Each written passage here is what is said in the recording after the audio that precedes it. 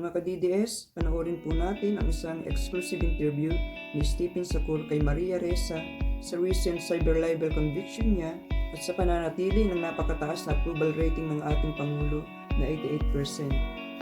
Panoorin po natin kung paano niya sinupalpal at binasag ang Queen of Fake News.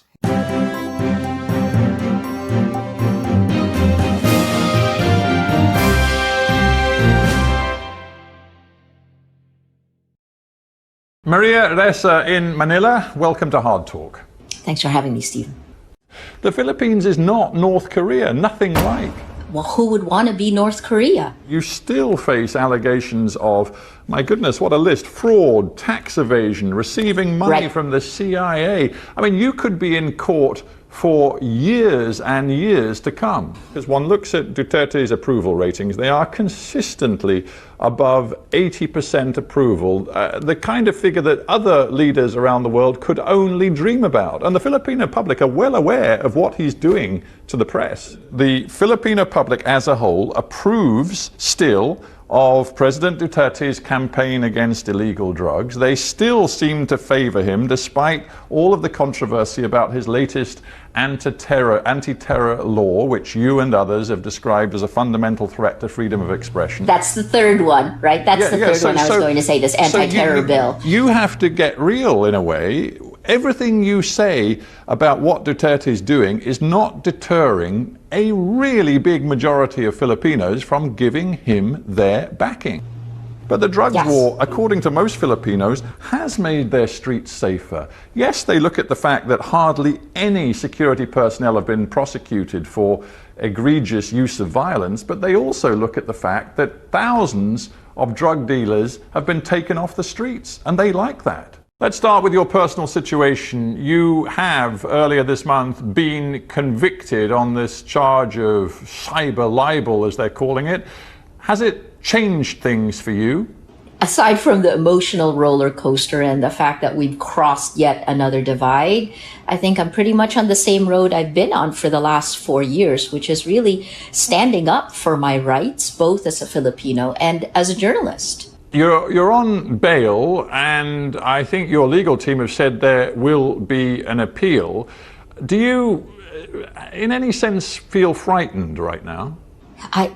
Stephen, I've gone through this. When you've been under attack for 4 years, as we've been, there have been all these stages. It's like the stages of grief, right? In 2016, we were pummeled on social media, exponential attacks that are extremely visceral and, takes you by surprise, the viciousness of it. And those same narratives in 2017 come out of governments' mouths.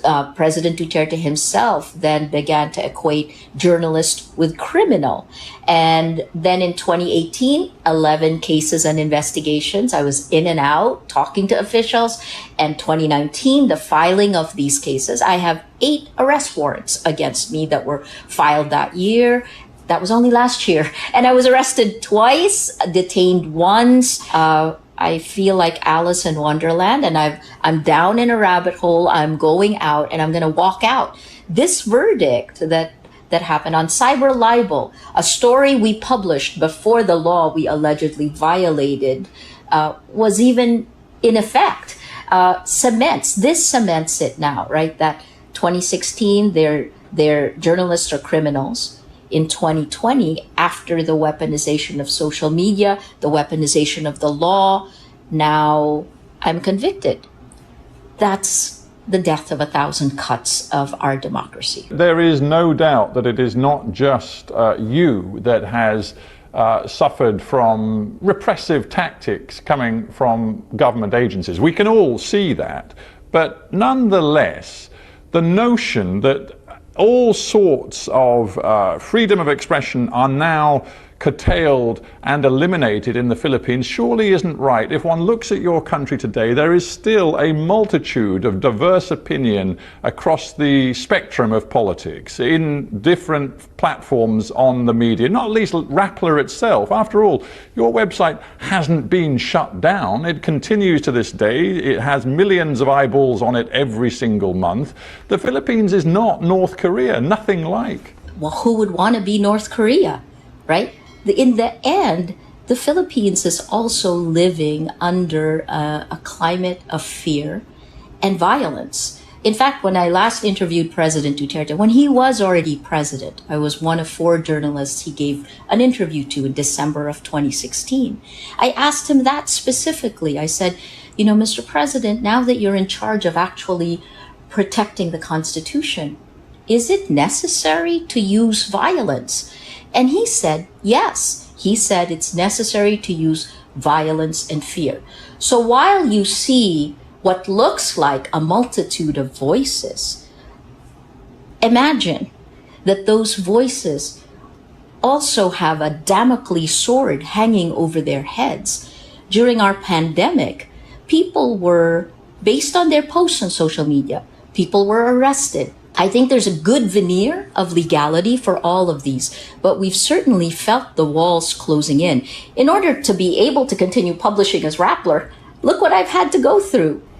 I'm not a criminal, I'm just a journalist. And obviously, my show's called Hard Talk, so I have to take seriously the charges against you, because as you've indicated, you've indicated that the libel is the least of it. You still face allegations of, my goodness, what a list, fraud, tax evasion, receiving money from the CIA. I mean, you could be in court for years and years to come.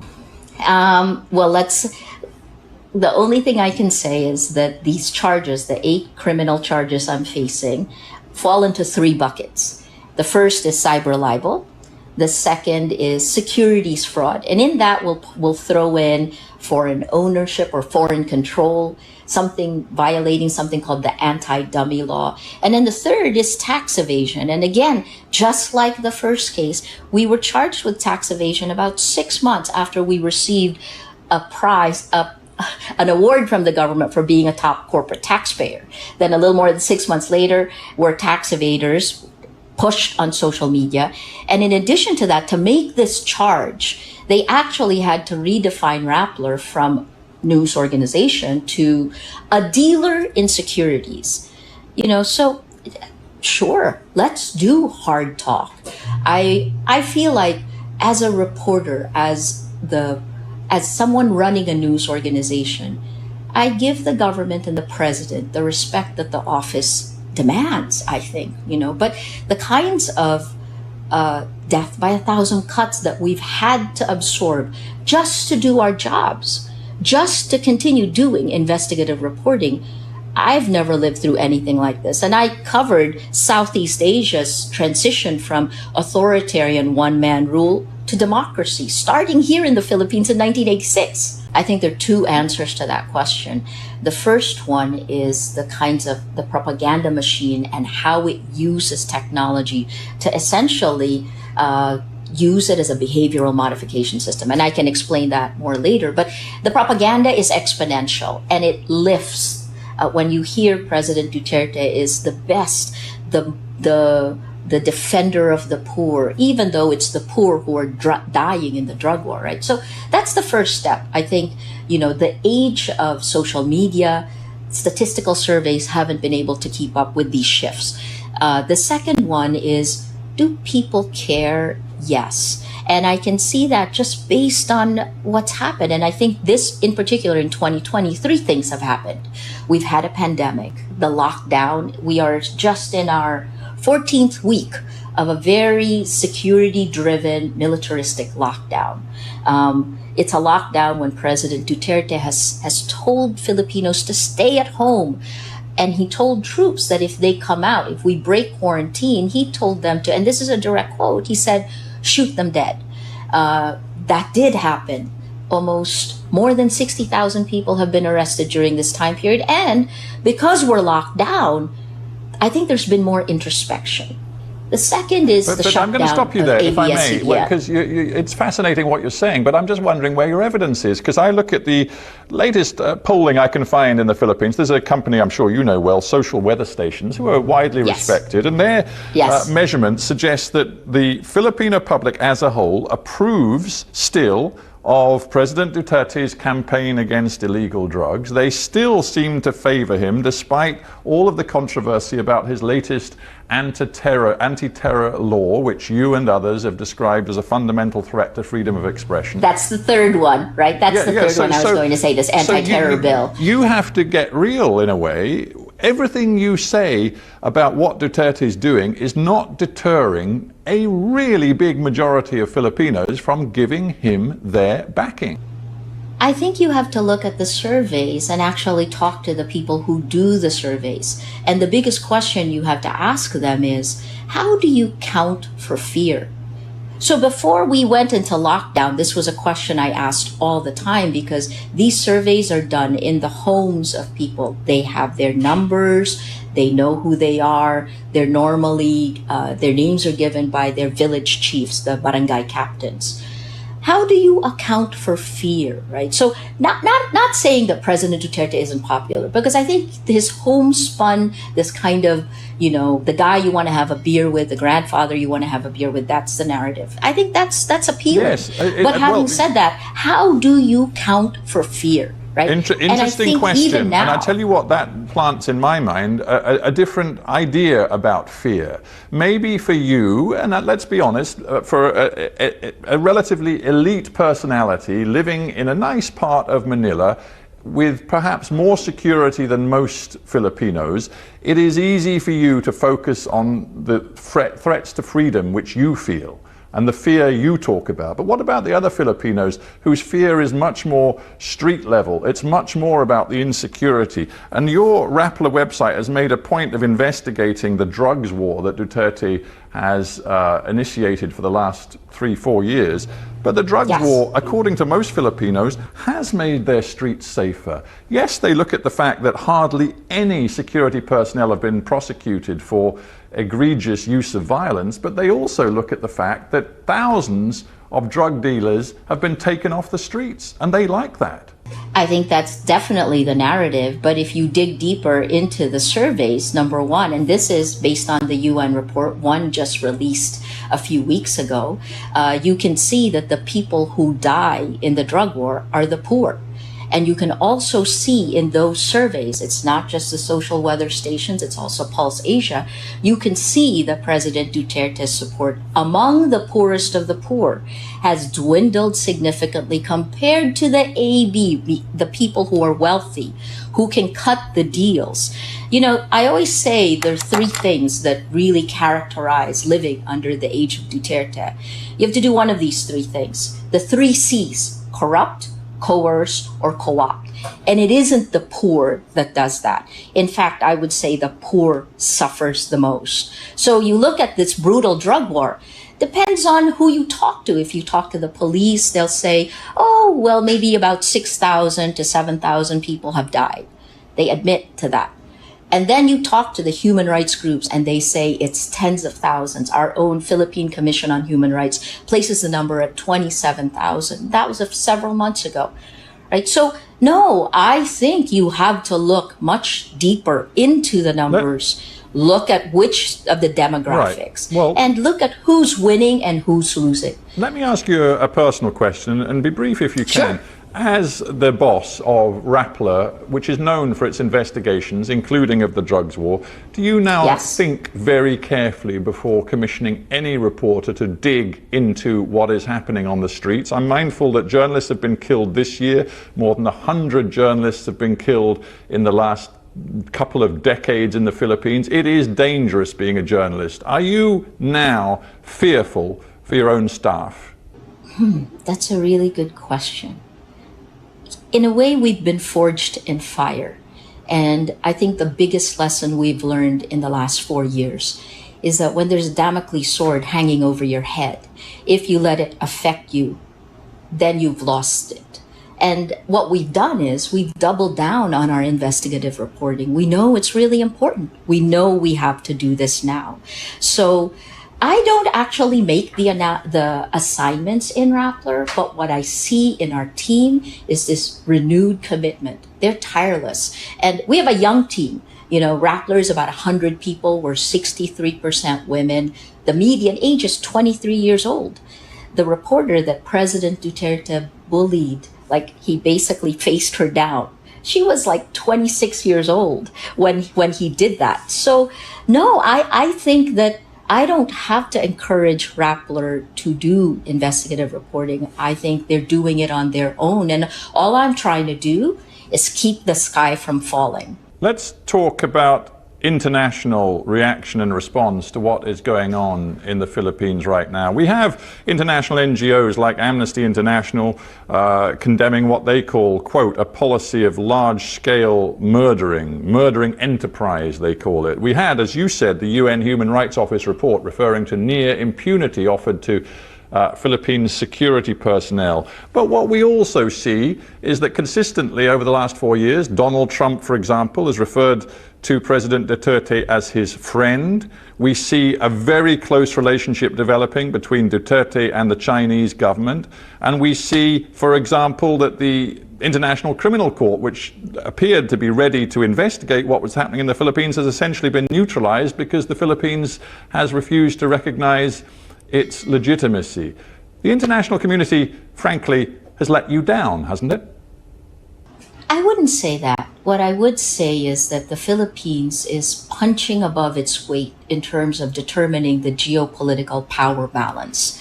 You know, it really is. When President Duterte took office by September, so he took office in May 2016, by September 2016, he was in Beijing.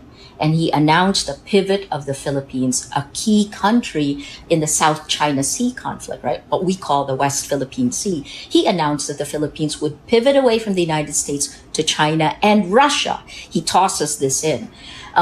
What's interesting is what happened when the United States pushed against what was happening in the drug war. Last December, the U.S. government actually took away the visa of the man who carried out the drug war. He was the Philippine National Police Chief. He's now a senator, Bato de la Rosa. They took away his visa under ARIA, and the Philippine government was so upset that they canceled part of a military bases agreement that has gone for a long time. This is a very strong relationship in the past. So the visiting forces agreement, the government canceled it. But here we go again.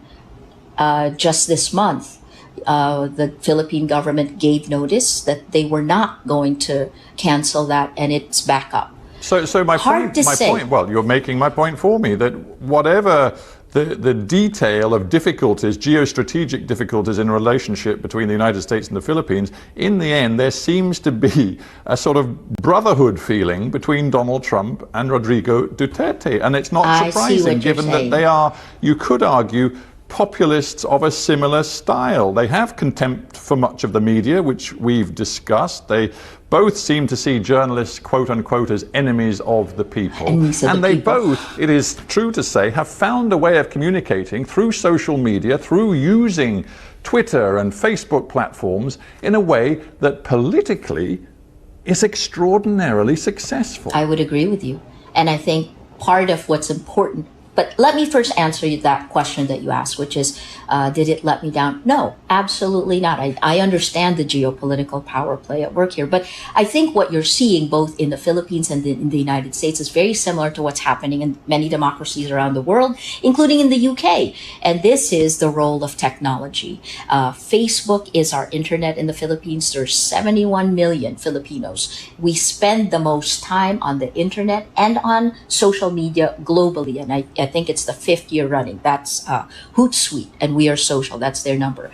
So what's happened is this kind of astroturfing of manufactured consensus, the manipulation of the public at mass scale using Facebook has happened here in the Philippines. You asked about the popularity of President Duterte. That's partly buoyed by a propaganda machine that we got clobbered for exposing in 2016. But Maria, I'm going to have to interrupt, because that's so what you are suggesting is that democracy doesn't. Facebook has happened here in the Philippines. You asked about the popularity of President Duterte. And that's partly buoyed by a propaganda machine that we got clobbered for exposing in 2016. But This is part of the Maria, reason. I'm going to have to interrupt because that's so. What you are suggesting is that democracy doesn't work anymore. If you are talking about quote unquote manipulated public opinion, as you've just done, then you're undermining and delegitimizing the notion that the people have a right to choose their governors. If you're saying that their opinions are somehow fake or false,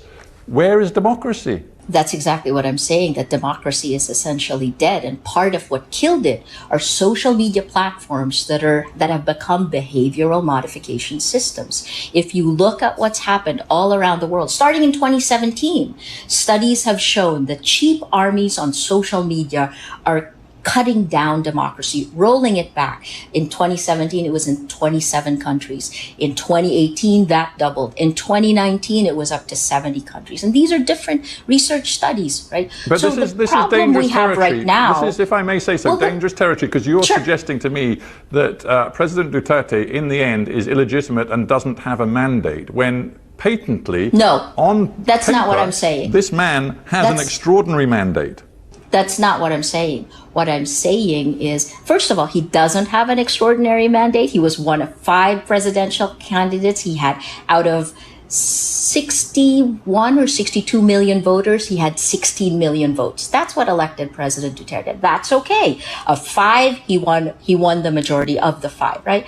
But beyond that, what I am saying is that the new information ecosystem actually allows lies laced with anger and hate to spread faster than facts. When a lie is told 1,000,000 times in today's age, when I am attacked 1,000,000 times with criminal, it becomes a fact. And this is what's wrong. Because if you don't have integrity of facts, you cannot have integrity of markets, and you certainly can't have integrity of elections. This is the problem with democracy.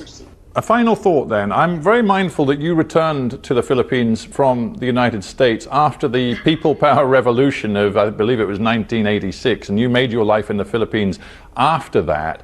And there was so much hope around then of a different kind of politics in your country. Here's what one Filipino lawyer who moved to Australia recently has written, Jason Lamchek. He says, in terms of corruption, the post-people power governments became indistinguishable from the Marcos regime. The only difference was the rhetoric of human rights and democracy, which people have increasingly come to regard as a sham. Isn't that the truth? That Duterte is in power and, quote unquote, so successful because the post-people power politics of the Philippines simply failed the people? I think I would agree that post-people power was a failure. We had endemic corruption. We replaced one set of leaders with another who then created their own. I mean, we've always said there are 8 oligarchical families, but the difference is this, right? The trickle-down effect didn't trickle down.